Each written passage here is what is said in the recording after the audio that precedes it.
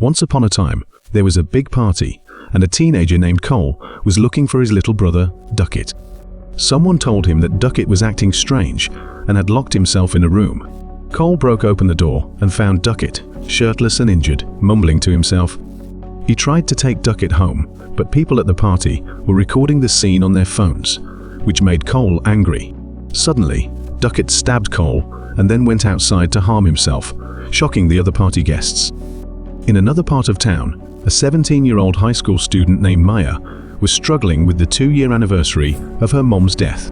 She believed her mom had accidentally overdosed and was upset with her dad, Max. Maya didn't talk to him much anymore.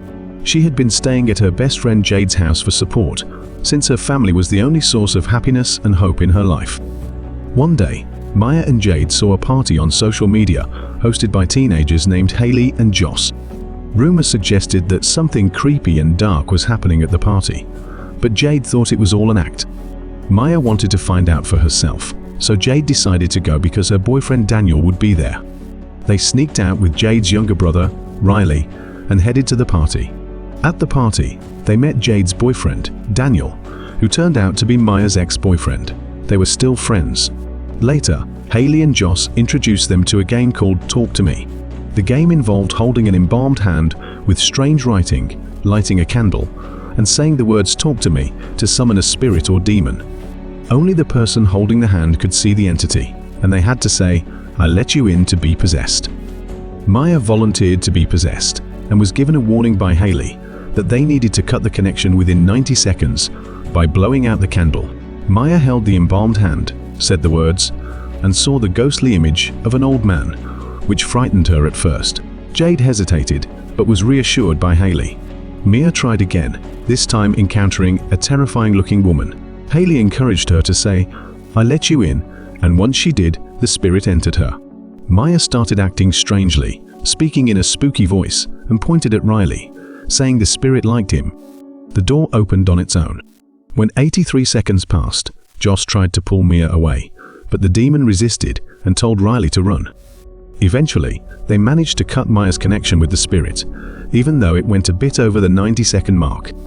When they returned home that night, Riley asked Maya how it felt to be possessed, and she said it felt amazing. She could hear, see, and feel everything and was smiling. Maya had such a good time being possessed that Daniel decided he wanted to try it too. They gathered at Jade's house, waiting for Haley and Joss to start the spirit summoning game. Daniel sat in front of the embalmed hand and got possessed, but things took a disturbing turn as the entity insulted Jade and turned Daniel's feelings in a strange direction. While Daniel was doing something inappropriate on the floor, Jade's dog came over, and Daniel behaved strangely toward the dog. This made the other teens both disgusted and entertained, so they quickly blew out the candle to stop the game. However, they weren't satisfied, so they decided to try it again later that night. Luckily, Jade's mom, Sue, was out for the night. When Riley asked if he could have a turn, Jade said no, because the game was too dangerous. The others agreed because Riley was too young. This led to an argument between Jade and Riley, and Jade left the room for a moment.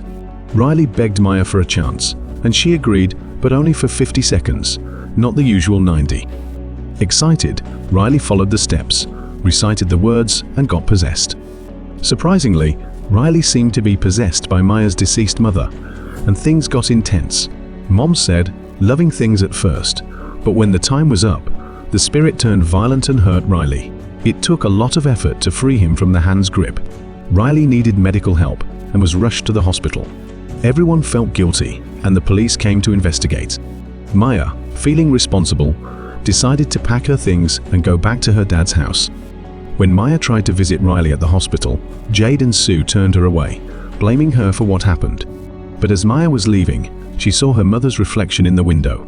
The reflection led her to the bathroom, where she heard her mother's voice asking for help, but no one was there. After this strange event, Maya spent more time with her ex-boyfriend Daniel, believing her mother was trying to contact her. One night, she woke up from a nightmare and saw a spirit approaching Daniel. She yelled for him to wake up, but when he did, it turned out to be Mia doing something strange to his foot. Daniel left in a hurry. Maya decided to use the hand and a candle to communicate with her mother's spirit. Her mother, Rhea, appeared and reassured Maya that her death was an accident and that she would never have left her willingly. Rhea also mentioned that Riley was in pain and needed help. At the hospital, Riley was still possessed and even bit Jade. He was causing harm to himself, but doctors intervened to control the situation. In the next scene, Mia joined forces with Daniel, Haley, and Joss to find Cole, the teenager from the opening scene. They learned that Joss had obtained the hand from Duckett, who had killed himself at the beginning. Cole blamed Joss for involving his late brother Duckett in the demonic hand game. Cole explained that the longer the spirits stayed in Riley, the weaker they became, so their best option was to wait it out. Maya was worried about Riley and came up with a plan. She wanted Riley to finish the game because she believed they forgot to blow out the candle during his possession. She went to the hospital to try to get the spirits to repossess Riley, but it didn't work. Maya then decided to enter the spirit world to rescue Riley's soul, which she believed was trapped by the spirits. In a vision, she encountered the spirit of a little girl who agreed to help her. The little girl revealed that Riley was tormented by many violent spirits in limbo. When Maya regained consciousness, she told her friends that the spirits wouldn't stop hurting Riley.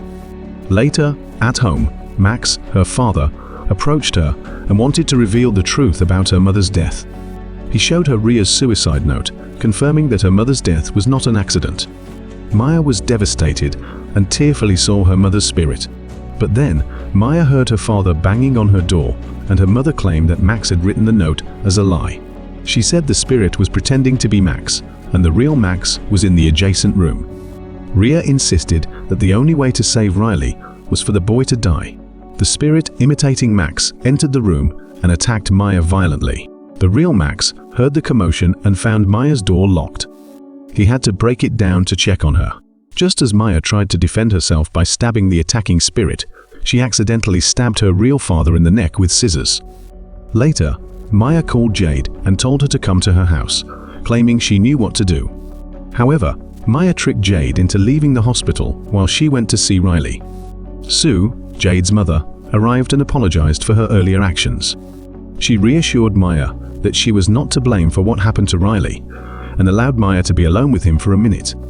Now influenced by the demonic spirits, Maya believed that the only way to save Riley was to kill him, thinking it would end his suffering.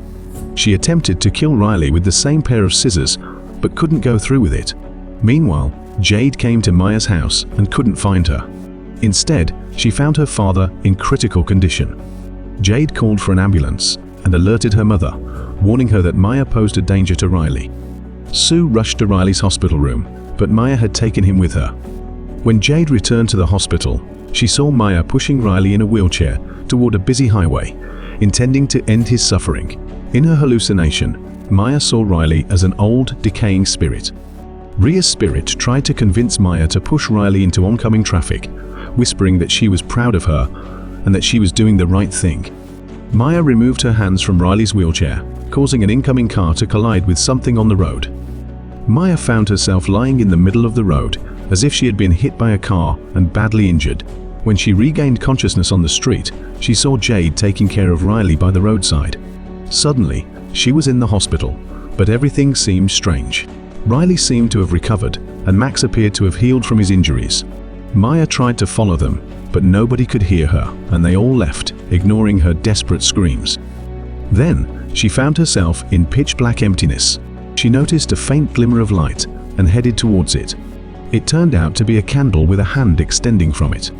She grabbed the hand, and suddenly, she was transported to a completely different place, at a party, where the guy holding her hand looked at her in shock and muttered, "I let you in." This meant that Maya was now part of the hand game, but as she was dead, she had become a spirit.